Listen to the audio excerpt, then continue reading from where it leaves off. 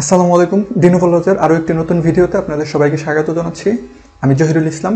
আমরা CrPC 1898-এর 35 ধারার 3 পর্বের সিরিজ আলোচনা করছিলাম। ইতোমধ্যে 1 এবং 2 পর্বের আলোচনা আমরা শেষ করেছি। যারা প্রথম 2 পর্ব দেখেননি তারা অবশ্যই আই বাটন থেকে অথবা কমেন্ট সেকশন থেকে প্রথম 2 পর্ব দেখে তারপরে আজকের পর্বটি দেখবেন, অন্যথায় পুরো আলোচনা বুঝতে অক্ষম হবেন। তো চলুন আমরা আজকে সেকশন 35-এর 3 নম্বর যে পর্ব অর্থাৎ লাস্ট পর্বের আলোচনাটা বোর্ডিংয়ে শুরু করি। এখানে আমরা দেখব আপিলের বিধান।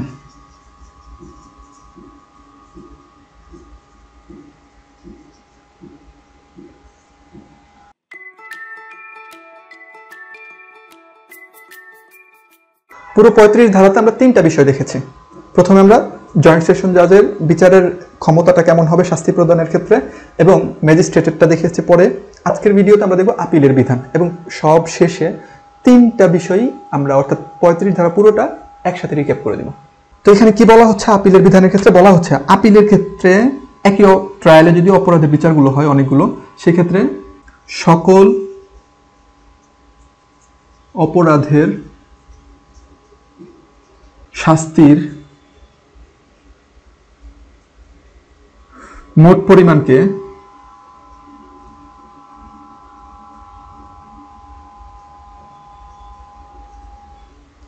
একটি শাস্তি ধরে আপিল করতে হবে।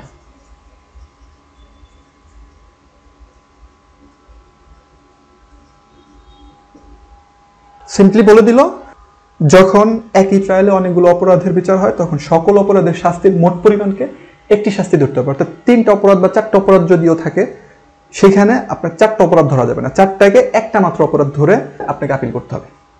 তো উদাহরণের মাধ্যমে পুরো ব্যাপারটা একটু বুঝি।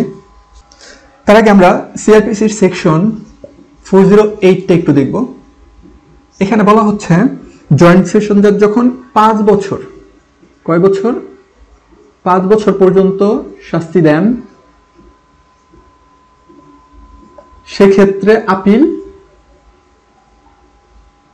সেশন জাজের কাছে করতে হয়। কোথায়? সেশন জাজের কাছে। এটা হচ্ছে 1 নম্বর সূত্র। আরেকটা কথা বলা আছে, ওইটাকে আমরা 2 নম্বর সূত্র ধরবো। সেখানে বলা আছে 5 বছরের বেশি শাস্তি দিলে সেক্ষেত্রে আপিল কোথায় হবে? আপিল হবে হাইকোর্ট ডিভিশনে। খেয়াল করুন, এখানে কিন্তু জয়েন্ট সেশন জাজের কথা বলা হচ্ছে, আমি এটা নোট নিইনি। বলা হচ্ছে জয়েন্ট সেশন জাজ 5 বছর যদি শাস্তি দেন, সেক্ষেত্রে আপিল হবে কোথায়? ওই শাস্তির বিরুদ্ধে সেশন জাজে অর্থাৎ দায়রা জজ আদালতে। আর যদি 5 বছরের বেশি শাস্তি দেন জয়েন্ট সেশন জাজ, সেই ক্ষেত্রে হাইকোর্ট ডিভিশনে চলে যাবে। তো এবার আমরা দেখি, ধরেন এই যে জয়েন্ট সেশন জাজ, ইনি 3টা অপরাধের জন্য শাস্তি দিল যথাক্রমে 5 বছর, 7 বছর, 2 বছর। তাহলে 5 আর 7, 12 আর 2, 14।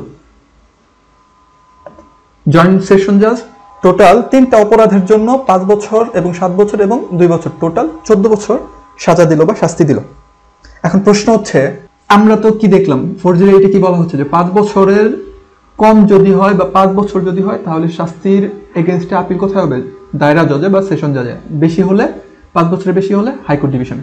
তো এখানে 5 বছর আছে, এটার জন্য আমরা সেশন জাজে যাব। এখানে 7 বছর আছে, এটার জন্য আমরা হাইকোর্ট ডিভিশনে যাব। এখানে 2 বছর আছে, এটার জন্য আমরা কোথায় যাব? সেশন জাজে। যদি ব্যাপারটা এরকম হয়, তাহলে একটা জগাখিচুড়ির অবস্থা হয়ে গেল। একটি মাত্র ট্রায়ালে অনেকগুলো অপরাধের বিচার হলো, কিন্তু আপিলের ক্ষেত্রে আমরা এক এক জায়গায় চলে গেলাম। এটা একটা জগাখিচুড়ির অবস্থা। তো এই সমস্যার সমাধানই 35 ধারা শেষে করা হয়েছে।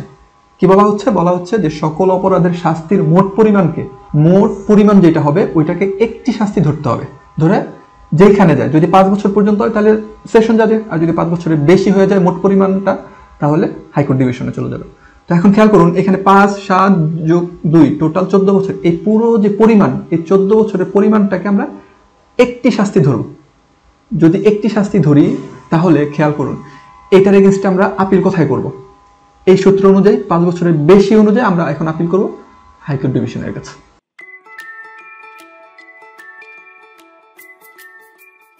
আবার যদি বিষয়টা এরকম, তো এখানে 5 বছরের জায়গায় 1 বছর, 7 বছরের জায়গায় 1 বছর, এখানে 2 বছরের জায়গায় 1 বছর, টোটাল 3 বছর।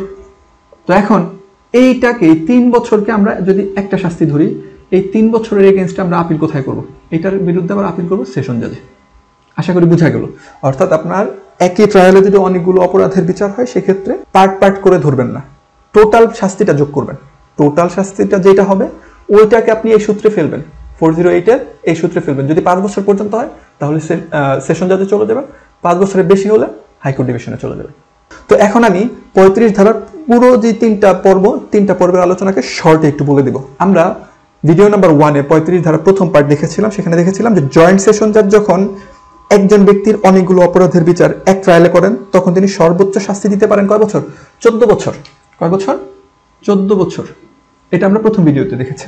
পরের 2 নম্বর ভিডিওতে আমরা দেখেছি ম্যাজিস্ট্রেট যখন একজন ব্যক্তির অনেকগুলো অপরাধের বিচার এক ট্রায়ালে করেন তখন তিনি সর্বোচ্চ শাস্তি দিতে পারেন মূল শাস্তির 2 গুণ। মূল শাস্তির 2 গুণ। মূল শাস্তি কোথায় আছে ওইটা আমি ওই ভিডিওতে অর্থাৎ 2 নম্বর ভিডিওতে আলোচনা করেছিলাম।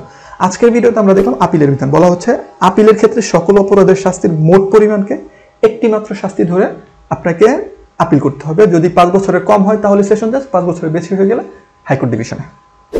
তো আশা করি এর মধ্য দিয়ে CrPC 1898-এর 35 ধারা অর্থাৎ ইম্পর্টেন্ট এবং খুবই চমৎকার একটি ধারা, এই ধারার পুরো আলোচনাটা আপনারা বুঝতে পেরেছেন। অবশ্যই পার্ট 1, পার্ট 2 এবং পার্ট 3 একসাথে দেখবেন একই প্লেলিস্ট থেকে, অন্যথায় পুরো আলোচনা বুঝতে পারবেন না। তো পরবর্তীতে অন্য কোনো ভিডিওতে আবার দেখা হবে। তো সেই পর্যন্ত ভালো থাকবেন সবাই। আল্লাহ হাফিজ।